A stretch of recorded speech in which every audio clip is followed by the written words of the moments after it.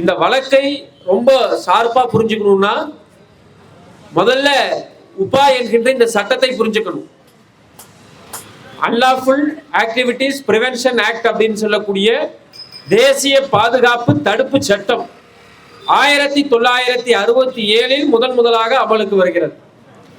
1967 யூப்பா வரும்போது அதனுடைய நோக்கம் பிரிவினைவாத அமைப்புகளை கண்டறிவதும் அவர்களை தடுப்பதும் அதன் மூலம் இந்தியாவுடைய இறையாண்மையை பாதுகாப்பது.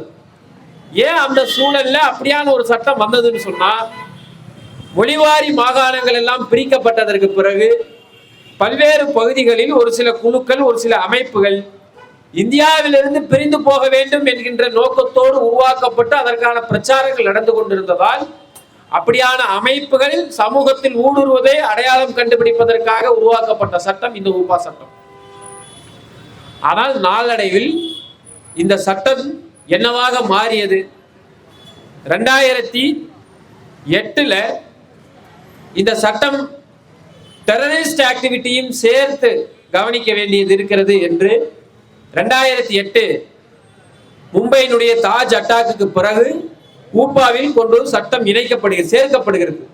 அது அன்லாஃபுல் பிரிவென்ஷன் ஆக்ட்ங்கிறது ஆர்கனைசேஷன் சாவர்னிட்டிக்கு எதிராக மட்டுமல்ல தீவிரவாதத்திற்கு ஆதரவாகவும் செயல்படுமையானால் அதையும் கண்காணித்து பாதுகாப்பதற்கு பிரிவென்ஷன் கொடுப்பதற்கு வேண்டும் என்று தாஜ் ஹோட்டல் ஏற்பட்ட அந்த அட்டாக்கு பிறகு உருவாக்கப்படும்.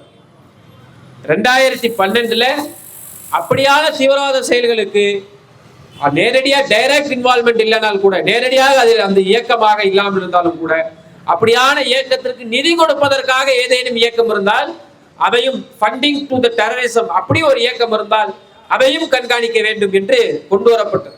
இதற்கு பிறகு இந்த சட்டம் எதுக்காக வந்ததோ அதனுடைய நோக்கத்தை தவறி முழுக்க நாங்கள் தீவிரவாதத்தை கட்டுப்படுத்த போகிறோம் என்கின்ற செயல்ல இறங்கின ஒரு சட்டமாக அன்லாஃபுல் பிரிவென்ஷன் ஆக்ட் மாறுது.